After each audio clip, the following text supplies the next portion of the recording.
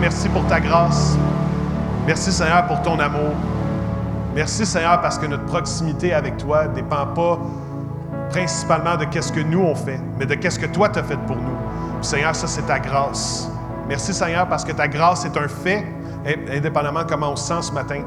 Et tu veux souffler ton esprit de grâce ce matin sur chacun d'entre nous. Seigneur, je te prie pour des gens qui se sentent pas à l'aise ou qui se tapent un petit peu sur la tête en venant dans ta présence. Seigneur, je te prie que tu puisses les libérer complètement, qu'ils puissent tremper dans la grandeur de ta grâce. Merci, Seigneur, pour ton amour. Merci pour ta grâce envers cette Église. Amen. Amen. S'il y a un mot-clé ce matin à retenir de ce chant, mais aussi de l'Église Acts 21, c'est le mot « grâce », qui veut dire une faveur imméritée. Comme quoi Dieu est bon avec nous et encore plus que qu'est-ce qu'on mérite. Donc Dieu est bon et plein d'amour envers nous au-delà de qu'est-ce qu'on mérite. Et s'il y a une façon que je peux vous résumer, pour moi, une dynamique pastorale et le fait qu'aujourd'hui je suis dans le ministère, c'est la grâce de Dieu. Je parlais à un membre de notre Église récemment qui me connaissait quand j'étais plus jeune adulte, puis il a dit « En tout cas, je trouve ça vraiment drôle que tu sois pasteur aujourd'hui parce que quand je t'ai connu à l'époque, tu n'étais pas commode. » Je ne sais pas si c'est censé être un compliment, mais dans tous les cas, je le prends bien. La grâce de Dieu, c'est la grâce qui nous permet de s'approcher de Dieu. C'est la grâce de Dieu aussi qui fait en sorte que cette Église ici est en santé, que l'Église grandit, qu'il y a des gens qui désirent se faire baptiser. C'est 100% la grâce. Et ce matin, on a un invité spécial. C'est pas moi qui va amener le message ce matin. C'est un invité spécial qui a été plusieurs années impliqué dans l'implantation puis les premières années de développement de l'Église La Chapelle à Montréal. Il a aussi été formé au Hillsong College, donc en Australie. Il a été, suite à ces années à La Chapelle, il a été à Hillsong Paris aussi. Et ils ont vécu toutes sortes de belles choses dans cette église-là, là-bas. Et en ce moment, on a le privilège de les avoir avec nous ce matin. Donc, si vous voulez bien accueillir avec moi le pasteur David Merck, Andréel et le petit Axton qui est avec nous, si vous voulez les accueillir, yes! Bon matin, Église! Bienvenue à la maison. Bienvenue à ceux, que tu sois derrière, que tu sois en haut. Il y a des gens en haut, je vous vois. Même si j'ai de la lumière dans les yeux, je te vois. Dis-moi, j'imagine qu'il y a des gens, parce qu'en réalité, je ne vois personne en ce moment. Mais je vous entends. Est-ce que je peux vous entendre ce matin? Yes! Il y a de la vie! Yes, sir! Hey, c'est vraiment un honneur pour moi et ma femme et mon fils d'être ici ce matin. Moi, j'ai grandi à Laval. Ça, c'est au loin. Passer les tunnels, les ponts, l'espèce d'affaire qu'on appelle Montréal, là, l'autre côté de ça. Mais on venait ici quasiment à chaque fin de semaine à Magog. Je peux pas attester que j'ai vu le Memphrey, le monstre du Memphrey Magog, du lac. Je sais pas si quelqu'un a déjà vu le Memphrey ici. Hein? Il y a quelqu'un derrière, c'est bon. On va venir te parler après. Ça m'intrigue. Mais on est souvent venu ici, puis pour moi, c'est un honneur de pouvoir partager la parole ici ce matin parce que j'ai grandi à venir ici souvent. Et puis, je crois vraiment que Dieu a toujours une portion particulière pour chaque région, chaque emplacement, chaque endroit, mais surtout pour chaque personne qu'il a créée. Puis Dieu a une portion pour vous. Puis j'ai pu connaître l'Église Acts 21 depuis un certain temps maintenant, surtout certains pasteurs, certains membres de l'équipe. Puis pour moi, c'est beau de voir une nouvelle saison, un nouveau chapitre pour Acts 21 Magog après la COVID.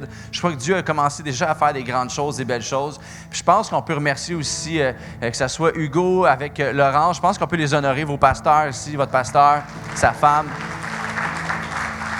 Ainsi que toute l'équipe de bénévoles, des enfants à l'accueil. Vraiment, c'est incroyable. Puis moi, je crois vraiment que vos plus beaux jours sont devant vous. Amen. Amen. Dieu a une belle portion pour Magog. Puis je pense que Dieu va nous parler ce matin. En tout cas, je prie, puis je crois que Dieu veut me parler à moi aussi.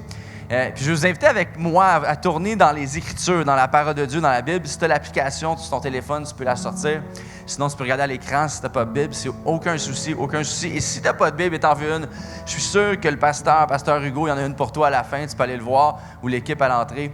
Mais on va tourner ensemble dans l'Évangile de Jean. L'Évangile de Jean... pour moi, c'est un mes évangiles préférés qui démontre une belle façade de la vie de Jésus. Et puis, je crois que c'est un évangile qui s'apprête bien à nos jours aujourd'hui. Donc, Jean, chapitre 5, versets 1 à 9. On va lire ensemble un récit vraiment, vraiment intéressant ce matin. Donc, verset 1 du chapitre 5 de Jean. Après cela, il y eut une fête des Juifs et Jésus monta à Jérusalem. Or, à Jérusalem, près de la porte des brebis, il y a une piscine qui s'appelle en hébreu Bethesda et qui a 5 portiques. Sous ces portiques étaient couchés en grand nombre des malades, des aveugles, des boiteux, des paralytiques qui attendaient le mouvement de l'eau dans la piscine.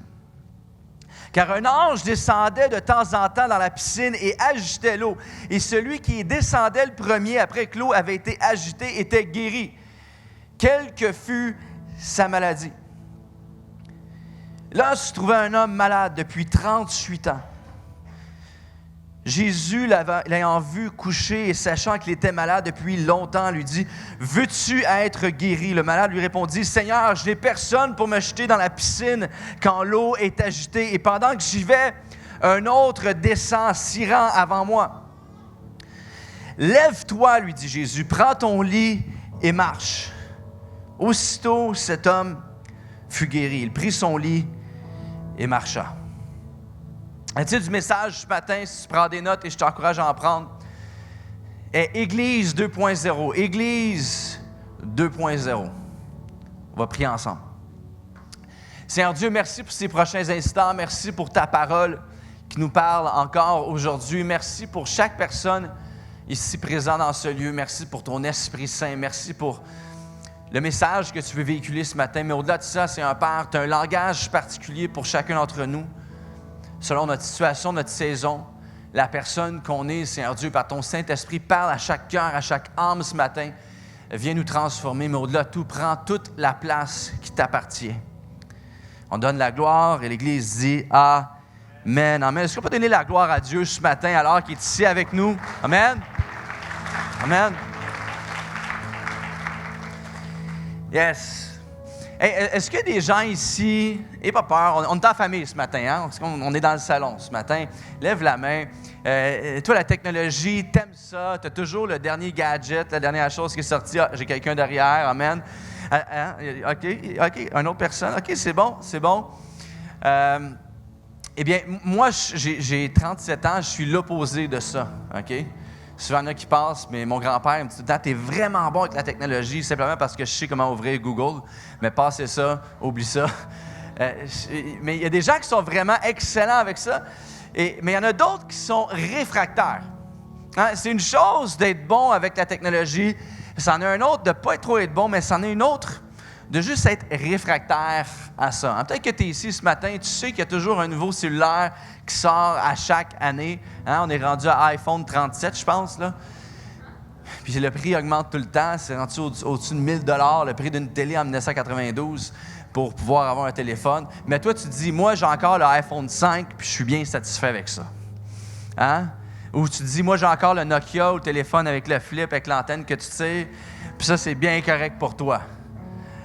Hein? Tu te dis, je suis fier, c'est pas vrai, ils ne vont pas m'avoir avec le dernier gadget, c'est pas moi qui vais dépenser mon argent pour ça, c'est bien correct. J'ai mon Padjet, je suis correct avec ça.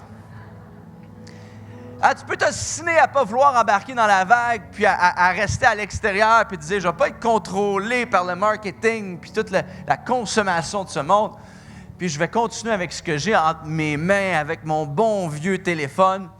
Mais à un certain point, ça va arrêter de fonctionner. À un certain point, ton téléphone ne peut plus connecter avec les fameuses tours qu'on a au-dessus de nos montagnes pour connecter avec les autres. Donc, tu dois faire des mises à jour. Et tu peux faire un certain nombre de mises à jour avec ce que tu as entre tes mains, mais à un certain point, même là, tu n'as pas le choix. Tu dois changer d'appareil. Tu n'as pas le choix de plier puis d'aller chez Future Shop. Ça existe ça encore? Sans trêve, en tout cas, un de ces magasins-là, et acheter la dernière version. Parce qu'à un certain point, tu ne peux pas juste faire une mise à jour. À un certain point, tu dois changer complètement de système. Tu peux faire des mises à jour continuelles, mais à un certain point, tu dois changer complètement de système. À un certain point, on a dû passer du téléphone à roulette au téléphone à bouton. À un certain point, on est passé du téléphone à bouton au cellulaire. à un certain point, tu dois changer complètement le système. Tu vois, je veux adresser un sujet ce matin. Je ne suis pas ici pour parler de cellulaire, là. Je ne suis pas ici pour vendre un produit. Mais je veux adresser un sujet ce matin qui nous touche tous, spirituellement dans nos vies. Tu vois, on peut venir à l'église. Moi, j'ai grandi à l'église. Je suis né pratiquement sur le banc d'église. J'allais à chaque dimanche, j'allais à chaque mercredi soir à la réunion de prière, à l'étude biblique. J'allais le vendredi à la réunion pour les jeunes. J'allais régulièrement faire des mises à jour. Je me levais le matin pour lire ma Bible de temps en temps où je priais. Mais à un certain point, j'ai dû complètement changer ma perception des choses et à un certain point, Dieu a dû changer complètement le système de pensée, de voir ce qu'il faisait et voulait faire dans ma vie. Et tu vois, je crois qu'après tout ce qu'on a vécu mondialement, après cette fameuse, il y avait une petite grippe qui a passé pendant 2-3 ans, là. Je pense la pandémie, c'est ça? On l'a oublié, hein? C'est fini. Je pense qu'à chaque fois qu'on passe au travers d'épreuves ou de certaines choses comme ça, Dieu nous laisse toujours l'opportunité d'entrer dans une nouvelle dimension qu'il a préparée pour chacun d'entre nous. Tu vois, je pense que c'est un grand gaspillage de voir tout ce qu'on a passé au travers dans le monde dans les dernières années pour en ressortir et simplement retourner à la routine qu'on avait auparavant. De simplement dire, j'ai juste besoin d'un petit rafraîchissement, je vais venir à l'église ici ce matin. Je crois que Dieu appelle chacun d'entre nous qui sommes croyants, et peut-être tu es ici ce matin, tu n'es aucunement croyant, quelqu'un t'a invité. Moi, je crois que Dieu t'a invité ici ce matin aussi, et je crois que Dieu invite l'Église à changer complètement de système et à passer à autre chose. Tu sais, on n'a pas un Dieu stagnant qui est fait en cire, une statue de pierre. Dieu est vivant et agit encore et encore et encore. Il lance une invitation continuellement. Et trompe-toi pas, je pense pas que, OK, c'est fini, on va plus chanter de chant à l'église, ça va être différent, on va s'asseoir dans l'autre sens, juste pour faire différent. Ou fini le bâtiment, tout le monde, comme dans les années 60, nu-pied dans le gazon avec la guitare. Hein, on met un pot dans le milieu, on se met tout sur, on met tout notre argent là-dedans, on vient ensemble, communauté. Non, je pense que l'Église a sa place comme qu'elle est. Je pense que ce que Dieu a fait dans le passé, c'est pas mauvais, c'est excellent. Mais je pense que Dieu veut faire des grandes choses basées sur ce qu'il a déjà fait.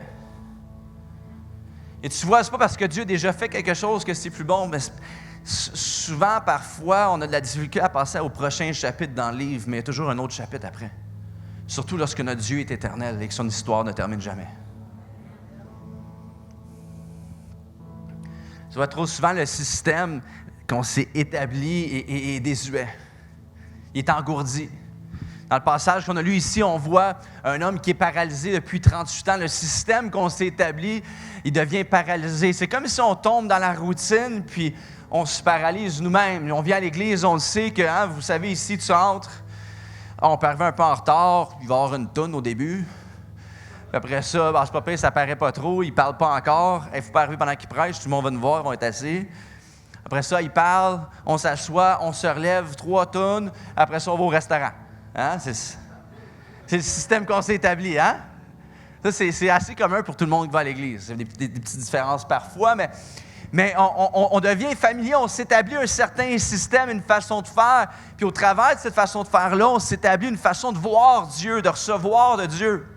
On s'établit une façon d'agir en tant que chrétien. Ça fait assez longtemps que tu es à l'église, tu le sais. Si tu es tombé paralysé dans cette familiarité, cette façon de faire, c'est très facile de t'en venir ici à l'église, puis de couper, quelqu'un te coupe sur la route, tu envoies la main, pas pour le bénir, mais pour faire autre chose. Tu te stationnes, puis tu te pognes pas avec ta femme, c'est elle qui se pogne avec toi, hein les gars? Mais quand tu rentres à l'église, bonjour frère, gloire à Dieu. Amen. Yes. Alléluia. Tu ressors, tu vas dans la voiture, puis ça revient à autre chose. C'est comme un système qu'on s'établit, une façon de faire, mais une façon d'agir, une façon de penser, une façon de percevoir, une façon de recevoir de la Bible, des Écritures. Quand tu viens à l'Église, c'est très facile de faire un coup de coude à la personne à côté de toi pour dire « Hey, c'est pas pour moi, non, mais c'est pour toi, chérie. » On tombe dans cette façon de faire, ce système qu'on s'est établi qui nous engourdit, qui nous paralyse, comme cet homme dans le passage. Et tu as Jésus qui vient, qui se présente ici, qui vient chambouler tout le système pour faire une chose nouvelle. Et tu sais qu'est-ce qui est incroyable de l'Église de Dieu, de sa parole? C'est que le passage qu'on vient de lire, ce n'est pas simplement une histoire. C'est une présentation de ce que Dieu veut faire encore aujourd'hui. Le Jésus qu'on voit qui entre dans la cour du temple, et le même Jésus qui entre dans la cour de l'Église ici ce matin, qui est présent ici avec nous. Est-ce que tu es prêt, Église? Est-ce que tu es prêt pour ta vie, pour un changement de système? Parce que Dieu est toujours prêt à agir. Je ne sais pas si tu réalises à quel point Dieu est toujours à un poil près de transformer ta vie au complet. Un poil près de te sortir de cette mauvaise fréquentation, cette relation que tu sais qui n'est pas faite pour ton avenir, mais que Dieu a une personne pour toi pour t'amener où est-ce que lui il t'appelle. Un poil près de simplement sortir, de ne pas avoir d'emploi, d'être sur le chômage continuellement, l'usine a fermé, je ne sais plus quoi faire, j'ai fait ça toute ma vie, mais que Dieu veut faire quelque chose qui sort de l'ordinaire avec toi pour changer les vies des gens autour de toi. Un poil près de simplement être à la retraite pour faire tes casse-têtes et regarder la poule. Ça joue encore à télé, la poule? Pour simplement aller au petit café du coin à chaque jour pour rencontrer peut-être une personne dans les prochains 10-15 ans qui va être transformée dans le nom de Jésus. On est continuellement un poil près d'avoir une transformation complète et une nouvelle vision de notre vie parce que Jésus, le transformateur ultime, le créateur de l'univers, est à côté de nous à chaque instant. Tu n'es pas simplement venu à l'Église ici aujourd'hui. Tu as accepté une invitation à entrer dans une nouvelle vision pour ta vie, un nouveau plan pour ta vie. Puis je ne dis pas ça simplement parce que je suis ici ce matin, puis il faut que ça paraisse bien, puis je t'ai invité, il faut juste de quoi qui punch. Je le crois vraiment parce que je l'ai vu agir dans ma vie. Puis il va agir de la même façon dans ta vie ce matin et dans ma vie encore aujourd'hui. On a lu un passage dans l'Évangile de Jean qui présente Jésus comme étant le roi des rois, le Fils de Dieu. Pas simplement une bonne personne, mais Jésus étant le Fils de Dieu divin, venu du ciel, saint, ici sur terre. Et quand on regarde aux autres évangiles, on peut voir Jésus, encore une fois, avec des histoires similaires, mais ça démontre Jésus dans une autre façade. Ça, au travers de la lignée de Jésus, dans l'évangile de Matthieu et de Luc, on voit Christ, Jésus, comme étant roi, mais étant homme, humain, comme moi et comme toi, de chair et d'os. Ensuite, on voit dans Marc, l'évangile de Marc, Jésus est présenté comme étant un serviteur. Celui qui est quand même le roi, mais qui s'abaisse et qui vient nous servir, malgré qu'il mérite toute la gloire. Et ici, on voit dans l'évangile de Jean, non pas au travers de sa lignée, mais au travers des signes et des miracles qu'il accomplit, la divinité, la perfection, la sainteté de Jésus. Celui qui est pleinement homme, mais pleinement Dieu aussi en même temps. Venu ici sur cette terre, cette même terre sur laquelle nous vivons. Nicodème, un jour, on va dans les évangiles, Nicodème, c'est un homme qui est instruit de son époque, extrêmement respecté. Il serait à 98,5. Est-ce que vous avez 98,5 ici à Magog? Avec Arcan, toute la gang, ouais. Il est instruit, il pose des bonnes questions, qui sait de quoi il parle. Hein? Il est à l'avant-garde, en même temps, il connaît tout quasiment. Et il vient vers Jésus, il pose des questions, il lui dit ceci. Jean, chapitre 3, verset 2, il dit « Maître, nous savons que c'est Dieu qui t'a envoyé pour nous enseigner, car personne ne saurait accomplir les signes miraculeux que tu fais si Dieu n'était pas avec toi. » Et Jésus lui répond « Vraiment, je te l'assure, à moins de renaître d'en haut, personne ne peut voir le royaume de Dieu. » À moins de renaître d'en haut, à moins de changer complètement de système, personne ne peut entrer dans le plan du Créateur pour chacun de sa vie. Il y a 8 miracles, il y a 8 signes miraculeux que Jésus accomplit puis qui affirme et atteste de la divinité de Jésus. Et ce matin, on va regarder dans le passage qu'on a lu au 3e signe significatif. Parce que si on veut vraiment entrer dans ce que Dieu a pour nous, on a besoin d'une intervention de sa part. Amen. Ah, tu sais, moi, je sais pour ma part, si je parle à ma femme, moi, si je veux changer de système ou je veux changer un peu, j'ai besoin d'un miracle. Elle, non, elle est parfaite. Mais moi, j'en ai besoin d'un. Mais je pense qu'on a tous besoin d'une intervention de la part de Dieu ce matin. Amen. Premier point ce matin est alpha et bêta. Alpha et bêta. On parlait un peu de technologie ce matin, et puis, vous savez, dans le monde informatique, lorsque on sort un nouveau programme ou un nouveau système, il y a une série de tests qui sont faits pour voir qu'est-ce qui fonctionne, qu'est-ce qui ne fonctionne pas. Puis cette série de tests est nommée alpha et bêta. Première série de tests, c'est alpha. Alpha, première, fait par les créateurs du système. Donc, ceux qui ont créé le nouveau programme Windows ou le nouveau système qu'on peut utiliser en informatique, les créateurs font les premiers tests alpha pour voir qu'est-ce qui fonctionne bien, qu'est-ce qui fonctionne mal. Et ensuite, la seconde partie, deuxième partie de test, est bêta, qui est fait par les utilisateurs, ceux qui vont utiliser le système, qui disent leurs commentaires. Maintenant, ici, dans le passage, on voit Bethesda. Bethesda qui signifie la maison de la miséricorde. C'est l'endroit où tu viens lorsque tu as besoin de miséricorde. Et là, il y a une piscine, une fameuse piscine. Puis là, autour de cette piscine, imagine ça, c'est la piscine ici. Puis là, on vient ici dans la cour du temple. Ça tombe bien, on est à l'église, ça se rapproche. Et la piscine. Et autour de la piscine, il y a les aveugles, il y a les boiteux, il y a les paralytiques, il y a les sourds. Tous ceux qui sont malades sont là. Ils sont là à attendre un miracle de la part de Dieu. Une masse de personnes handicapées, désespérées, insatisfaits de leur état. Ils sont là à la maison de la miséricorde. Et selon l'expérience de l'homme qu'on voit ici dans le passage, la maison ressemble plus à la maison de la misère que la maison de la miséricorde. Ce qui semble être démontré, la miséricorde, l'expérience est totalement différente. Je ne sais pas si tu as déjà vécu ça avec l'Église ou avec ta vision de Dieu ou de la religion. Maintenant, la pensée et la croyance dominante de l'époque, c'était que dans cette fameuse piscine, une des raisons pourquoi les gens s'attroupaient autour, c'est que lorsque tu venais ici, il y a de quoi de spécial qui se passait. Que lorsque tu allais ailleurs, il n'y avait pas de réponse. Que lorsque tu allais à d'autres endroits, tu ne fais pas en ressortir vraiment différent. Que si tu avais un problème, si ce n'était pas nécessairement réglé, la dernière option, c'était de venir ici.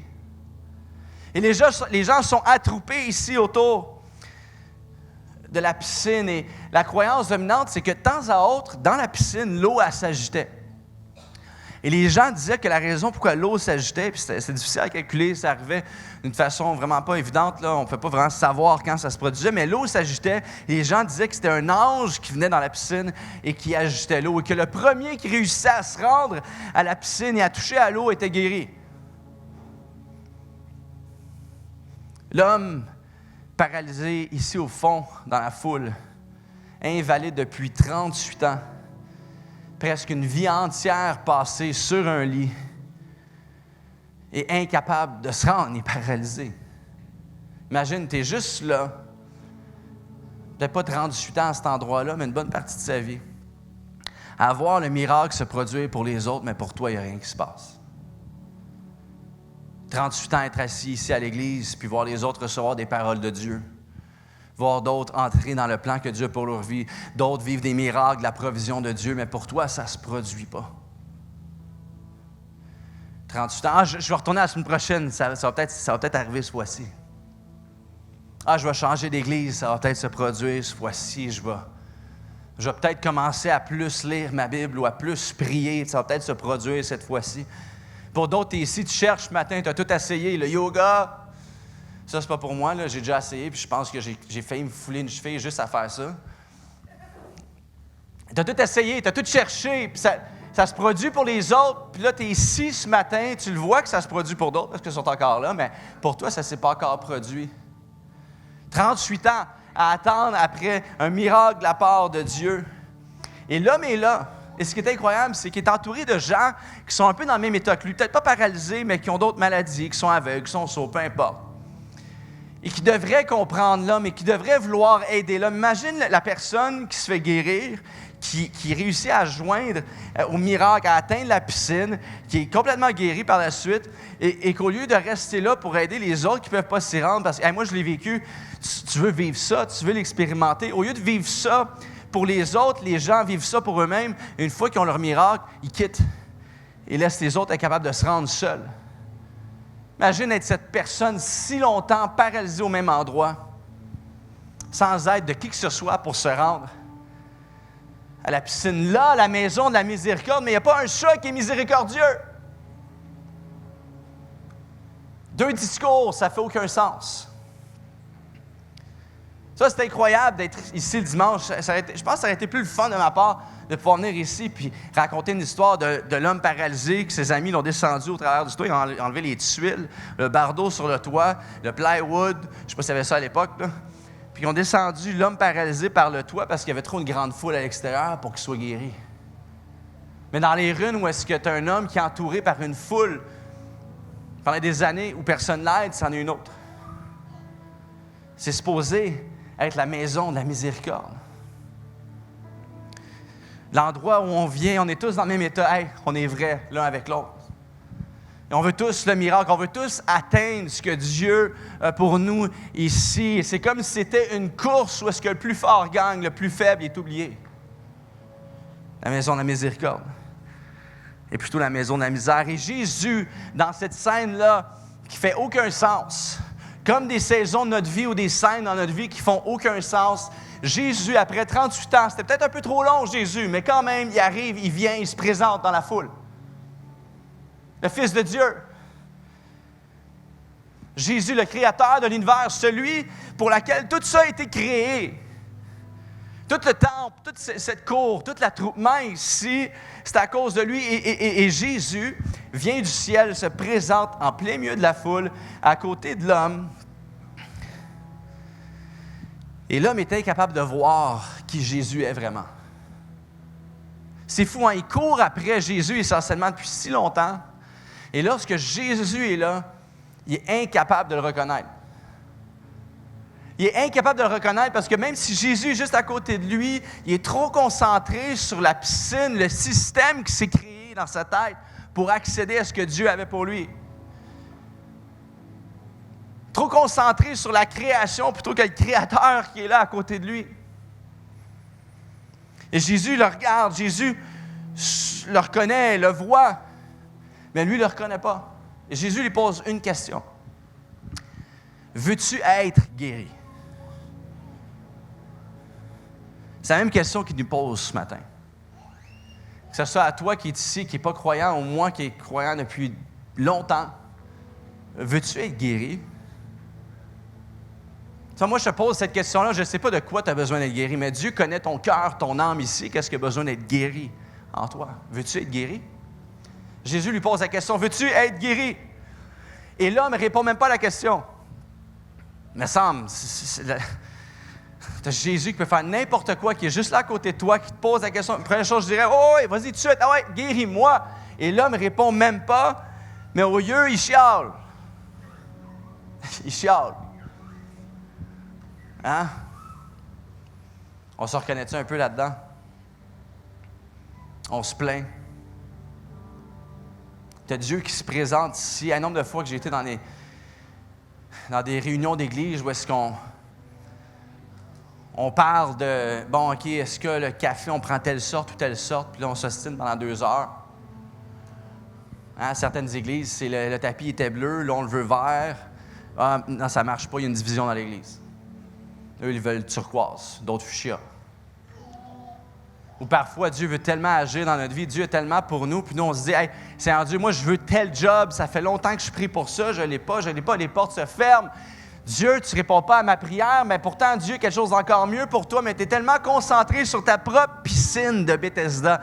Le système que tu te dis va fonctionner pour moi, que tu ne reconnais pas celui qui est encore plus pour toi, qui est à côté de toi.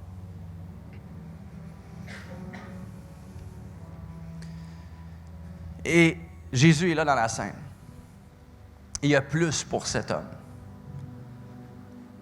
Mais l'homme est aveuglé. Mais je peux imaginer, parce que peux-tu imaginer si c'est toi, ça fait 38 ans que tu es là, ta perception de Dieu à ce jour-là, après tout ce temps-là, ta perception des autres autour de toi après toutes ces années-là. Et l'homme est là, incapable de reconnaître Jésus, répond aucunement à sa question.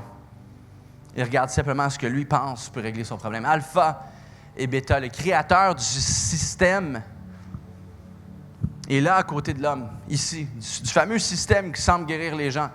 Et l'homme était capable de reconnaître le Créateur. Bethesda est près de la maison de Dieu, près du temple. La cour ici, maison de la miséricorde, est tellement près de la maison de Dieu, mais ne pourrait jamais être aussi loin que ça. Tu vois, le Créateur de l'univers veut guérir cet homme. Et l'homme est encore accroché à un ancien système qui a déjà guéri d'autres auparavant, mais qui est rendu désuet, dépassé. Il est temps de changer de système. C'est quoi ta piscine à toi? C'est quoi le monde que tu t'es créé dans ta tête qui te ramène à Dieu?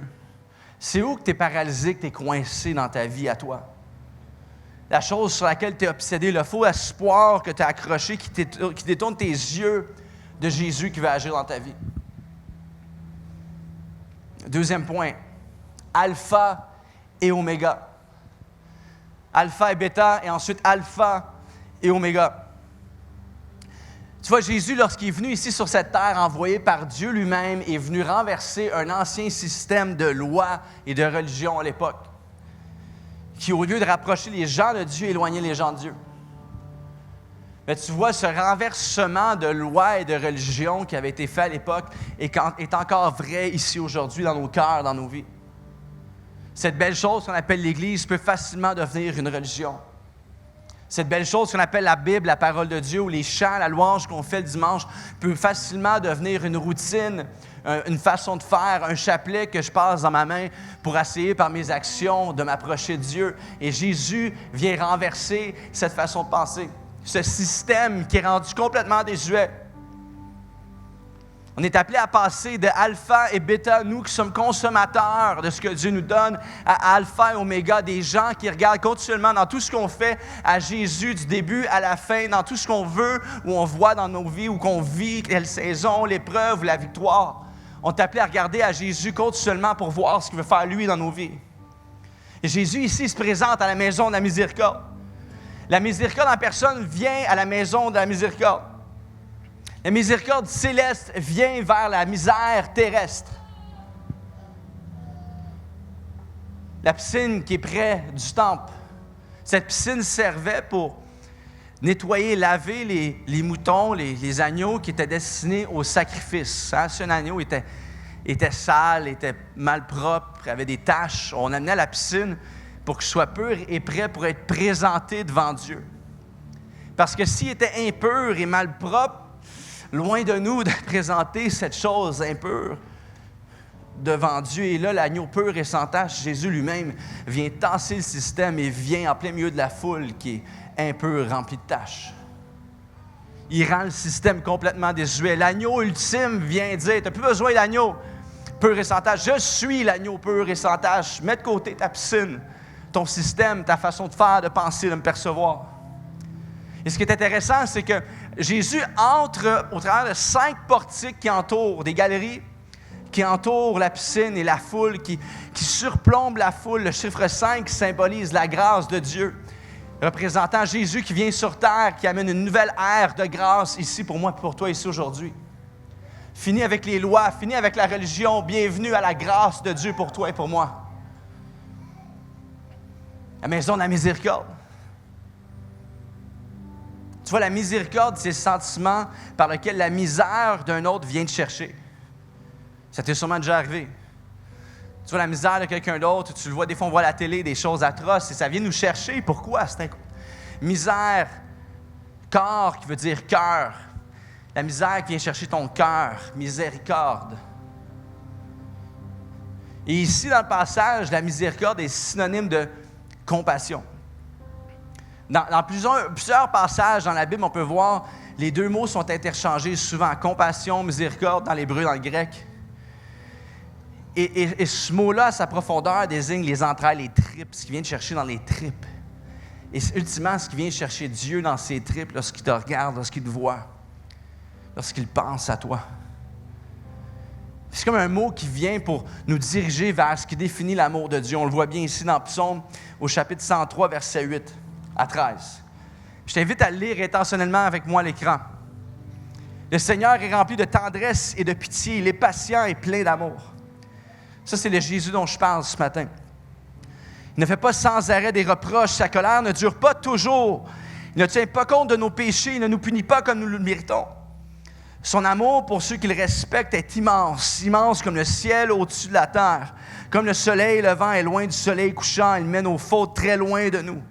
Comme un père aime ses enfants, le Seigneur aime avec tendresse ceux qui le respectent. Et cet amour, la miséricorde en personne, apparaît sur le lieu, dans la scène, juste au moment où tu en as besoin, juste au moment où l'homme en avait besoin, Jésus apparaît.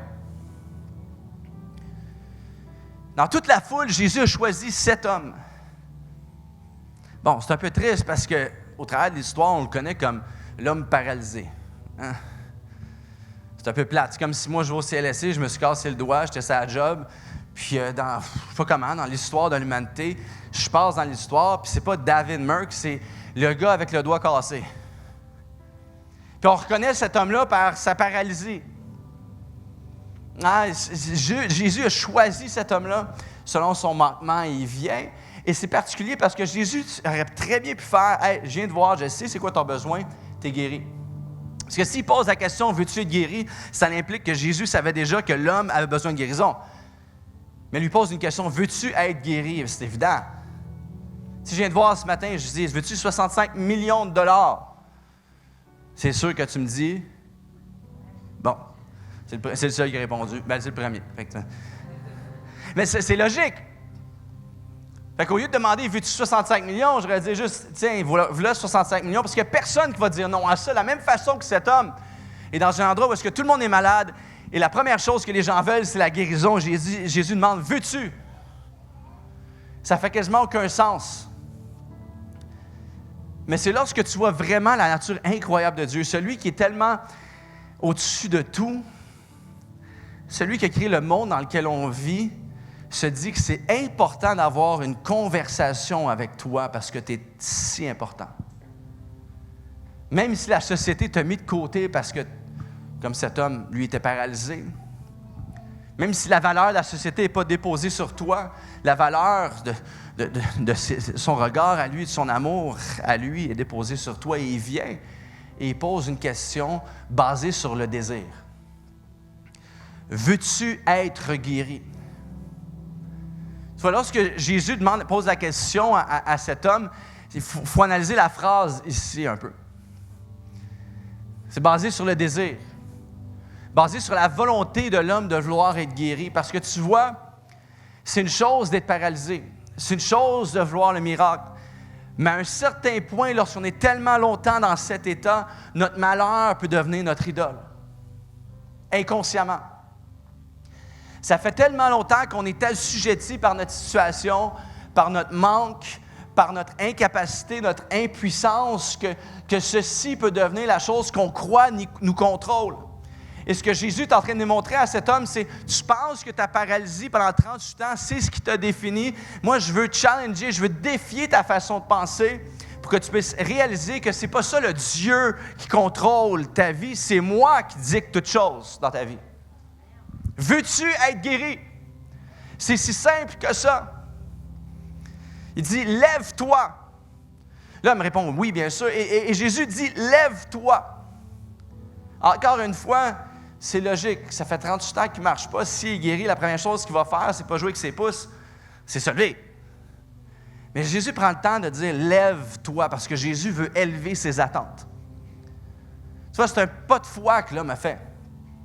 Ça fait 38 ans que tu ne bouges pas, et pour la première fois, tu te dis, OK, lui, il me dit de faire ça, c'est un charlatan, je ne suis pas sûr, je le fais dessus, je vais avoir de l'air fou si ça ne fonctionne pas. Mais l'homme, il le fait quand même, il n'y a plus rien à perdre. Il se lève. Il prend un pas de foi. Tu vois, un pas de foi, c'est pas simplement un pas dans la noirceur, dans l'inconnu. Un pas de foi, c'est un pas sur la lumière de la parole que Dieu déclare dans ta vie vers ce qu'il t'appelle à être et à faire. L'homme ici n'est pas incroyable, c'est Jésus qui est incroyable. C'est Jésus qui a placé le mot de guérison et l'homme a simplement marché sur la guérison que Dieu a placée. Et Jésus a élevé les attentes de cet homme. Lève-toi. C'est quoi le pas de foi que Dieu t'appelle à prendre? Dans quel domaine de ta vie Dieu veut élever tes attentes? et faire des choses qui surpassent et dépassent tes demandes envers lui. Lève-toi. C'est une invitation de la part de Dieu de lui faire confiance. C'est une invitation de faire confiance envers celui qu'on dit avoir confiance. Même si on doute un peu. Même si on a peur, même si on ne croit peut-être pas à 100% à chaque jour. Un pas de foi envers celui en qui on dit avoir confiance. C'est l'histoire d'un petit garçon, d'un jeune garçon. Maintenant, je vais vous avouer, on se dit vraie chose ce matin, je ne sais pas si c'est une vraie histoire. En tout cas, c'est une histoire que j'ai entendue, puis ça s'apprête à ce qu'on parle ce matin. C'est un jeune garçon qui est dans un édifice, une tour à peut-être 1 ou 2 étages qui est en feu, ça brûle. Ça fait un certain temps que ça brûle, le jeune est pris dans l'édifice. Il y a une foule en bas qui a réussi à sortir du bâtiment avant que ça s'effondre, que ça brûle au complet, et qui crie envers l'enfant, « Saute, saute! On va t'attraper! Reste pas là, tu vas brûler! » Mais le jeune homme, l'enfant, le garçon, paralysé de peur, bouge pas, est là, pris dans le cadrage de la fenêtre pendant que les flammes sortent au-dessus de lui dans le cadrage. La mort est imminente. Le jeune garçon a besoin d'être rescapé, a besoin d'être sauvé. Il y a une foule entière là pour l'attraper et le jeune garçon ne saute pas. Une foule prête à l'attraper. Et le jeune garçon, là, paralysé par sa peur, reste dans son état, dans le bâtiment, dans l'immeuble, en feu. Et soudainement, un monsieur entre dans la foule. Vient et répète la même chose que la foule disait. « Saute! Je vais t'attraper. » Le jeune garçon plutôt, saute et dans les bras de cet homme qui vient d'entrer dans la foule et est rescapé et sauvé. La foule est en délire. La foule se réjouit. Le garçon a été sauvé. C'est incroyable. Et pendant que tout le monde s'est réjoui, un autre homme vient vers cet homme qui était venu dans la foule et qui a attrapé le jeune homme et dit « Mais attends, c'est particulier, ça fait une demi-heure qu'on crie, saute dans nos bras, on va t'attraper. Et toi, il est sauté sans hésitation. Pourquoi? » Et l'homme lui répond, c'est parce que je suis son père. C'est pas la première fois qu'il saute dans mes bras. Il sait que s'il saute, je vais l'attraper. Il sait qu'il peut me faire confiance. Il n'est peut-être pas dans un bâtiment en feu à chaque jour de sa vie où est-ce qu'il a besoin de sauter dans mes bras. Il ne voit peut-être pas ce pas de foi agir dans sa vie à chaque jour, mais c'est déjà arrivé au moins une fois. Ou c'est peut-être pas arrivé auparavant, mais il a reconnu ma voix. Et il a sauté dans mes bras. Il sait qu'il peut me faire confiance.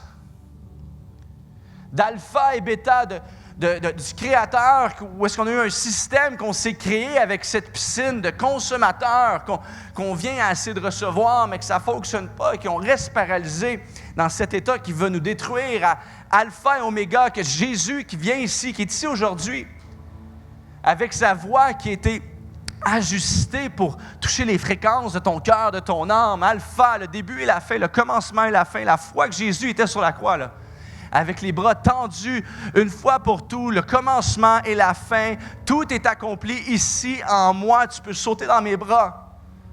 La course vers ce système que tu t'es créé dans ta tête est terminée, tout est accompli ici, aujourd'hui. Fini cette religion, fini la routine, puis se dire, je veux simplement faire les mêmes pas à chaque jour pour essayer de me sauver par moi-même. Tout est accompli ici en moi. Tu vois, c'était le moment, c'était la saison pour cet homme. Après 38 ans, Dieu avait décidé, c'est aujourd'hui qu'il va être guéri. Peut-être que c'était trop tard pour lui, peut-être que c'était trop tôt pour certains, mais c'était son instant, c'était son moment. Et tu vois, parfois, parce que souvent, ça fait tellement longtemps qu'on est abattu, malade, paralysé, pris dans ce système-là, on devient engourdi. Mais Jésus, comme dans cette histoire, veut venir ici aujourd'hui et ressusciter quelque chose en toi. Peut-être que 20 ans, tu étais cette personne remplie de foi, mais aujourd'hui, tu es engourdi. Peut-être que tu es quelqu'un qui était vibrant auparavant, mais là, par les situations de la vie, tu es paralysé, tu n'es plus qui tu étais ou tu n'es peut-être jamais entré dans qui tu devrais être. Jésus invite quelqu'un à ressusciter ce matin. Psaume 112, verset 4, et je termine bientôt, je vais inviter l'équipe à s'approcher. Dans la nuit, une lumière se lève pour l'homme au cœur pur. Il est juste et bon. Il aime les autres avec tendresse. Tu vois, cette miséricorde dont on parle ce matin, ce message dont je parle ce matin, je l'ai intitulé « Église 2.0 parce que tu vois, trop souvent, on pense que la parole de Dieu et les messages que Dieu a pour nous sont que pour nous personnellement. Mais la réalité, c'est qu'en tant que croyant, on n'est pas simplement un individu, mais on fait partie de l'Église de Dieu. Le message qu'on voit ici, tu vois, lorsque Jésus a agi avec cet homme, c'était pas simplement pour la vie de cet homme, c'est un message pour toute la foule qui était autour. Quand Dieu te touche, c'est tellement grand, c'est tellement incroyable que tu ne peux le contenir et ça vient pour les autres. Tu vois, si Dieu est pour relâcher un mouvement dans son Église mondialement après ce qu'on a vécu après ces années, si Dieu veut relâcher un mouvement ici à Magog dans cette Église, ça commence par une personne ici, une personne là, une personne là. Et ça se déverse sur les autres. La miséricorde est là. Finis cette course interminable vers la miséricorde. La miséricorde est ici dans notre vie de tous les jours avec toi, dans ta semaine, ton lundi au vendredi, au travail. Dans tout ce que tu fais, dans tout ce que tu es, Dieu a une portion pour toi. Il y a un miracle pour toi dans ta réalité, avec toi. Je vais t'inviter à pencher la tête, fermer les yeux alors qu'on termine.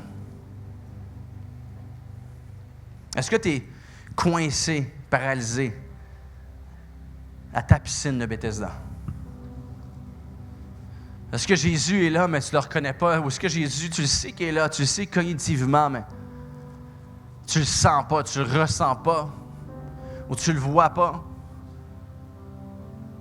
Tu vois ça parce que notre expérience est à défaut de ce qu'on espère, que Dieu n'est pas présent et Jésus n'est pas présent. Il veut nous guérir, il veut agir. Alors que les yeux sont fermés, les têtes sont penchées. Je vais lancer une invitation à certaines personnes ici ce matin. Si tu es ici ce matin, pendant que les yeux sont fermés, les têtes sont penchées, et que tu es croyant, tu es chrétien, tu connais mon langage en ce moment depuis plusieurs années, mais tu veux plus de la part de Dieu. Tu as connu sa grâce, mais tu n'appliques plus sa grâce dans ta vie aujourd'hui à chaque jour. Tu n'es pas ce que tu sais ce que Dieu t'appelle à être. Pendant que les yeux sont fermés, les têtes sont penchées, je t'invite à lever la main bien haut pour recevoir cette invitation de la part de Dieu ce matin. Amen. Je vois des mains qui se lèvent partout. Dieu te reçoit avec amour, sans jugement. Dieu s'apprête à relâcher des paroles de connaissance dans ta vie, de discernement. Dieu a une portion pour toi dans ta vie de tous les jours, dans tes combats, dans ce que tu penses est grand pour toi, mais trop petit pour les autres autour de toi qui ne sont pas partagés. Dieu le voit, Dieu est là pour toi ce matin. Amen. Tu peux baisser la main, mon frère, ma soeur. Je vais prier pour toi rapidement. Seigneur Dieu, merci pour chaque personne ici ce matin, Seigneur Père. Merci pour ton Saint-Esprit qui agit plus que jamais encore aujourd'hui. Seigneur Père, on sait que tu as une portion pour ce monde aujourd'hui en 2023, mais avant tout, on sait que tu passes par tes enfants et que tu viens agir en nous. Ce matin, je prie pour chaque main levée, Seigneur Dieu. Tu sais quel est le besoin, tu connais la guérison. Veux-tu être guéri? Et la réponse a été oui pour plusieurs, Seigneur Père. Je sais que tu appelles plusieurs ce matin à se lever. Lève-toi ce matin. Dans ta situation, là où tu es, dans ta vie, Dieu va agir. Amen. Gloire à Dieu. Et pendant que les yeux sont fermés, les têtes sont penchées, je vais lancer une dernière invitation. Peut-être que toi, c'est la première fois que tu viens dans la cour du temple, la première fois que tu viens à l'église ici ce matin. Et peut-être que ça fait plusieurs fois, mais tu n'as même pas cette relation. C'est sûr que tu es incapable de reconnaître Jésus parce que tu ne connais même pas. Peut-être que tu viens depuis longtemps par religion ou par vouloir bien faire, mais tu sais que c'est mort en toi et tu as besoin de résurrection. Jésus te lance l'invitation ce matin et je vais prier avec toi ce matin. Je vais compter jusqu'à 3 et à 3, je vais t'inviter en pas de foi, comme cet homme, en pas de foi, à lever la main devant Dieu alors que les yeux sont fermés, les têtes sont penchées. Au chiffre 3, je t'invite à lever la main. 1, Jésus est mort sur la croix, il a vécu la vie qu'on ne pouvait vivre afin que tu puisses la voir pleinement en toi. 2, la parole dit, il frappe au cœur, il frappe à la porte, n'hésite pas à répondre. Il est là, plein d'amour, rempli d'amour, de rédemption pour toi. Et 3, là où tu es, lève la main ce matin. Je vois des mains qui se lèvent partout dans la salle, ici en avant, au milieu, au fond. Seigneur Père, merci. Tu peux lever ta main ce matin. N'hésite pas, personne ne te voit, c'est entre toi et Dieu et moi. Je vais prier pour toi. Gloire à Dieu, je vois ta main. Amen. Je vois ta main au fond. Tu veux baisser ta main. Gloire à Dieu. Amen. Dernière prière. Pendant que les yeux sont fermés, les têtes sont penchées, surtout pour ceux qui sont ici, tu marches avec Dieu depuis plusieurs années, tu sais que ce qui se produit ce matin, c'est un miracle. On va prier ensemble à haute voix. Et si tu as levé ta main, je t'invite vraiment à prier à haute voix, mais tu ne seras pas seul. Les autres vont prier à haute voix avec toi aussi. Répète après moi, Église, Seigneur Jésus. Et avec conviction, Acte 21, Seigneur Jésus, Je suis ici devant toi. Je reçois la vie que tu sois pour moi. Car tu as conquis la mort pour que je puisse avoir la vie. À partir d'aujourd'hui, je marche avec toi par ta grâce et ton Saint-Esprit jusqu'à la fin de mes jours pour ta gloire. Amen. Amen, amen. Est-ce qu'on peut remercier le Seigneur Jésus pour ce qu'il a fait ce matin, Église? Yes, amen, merci.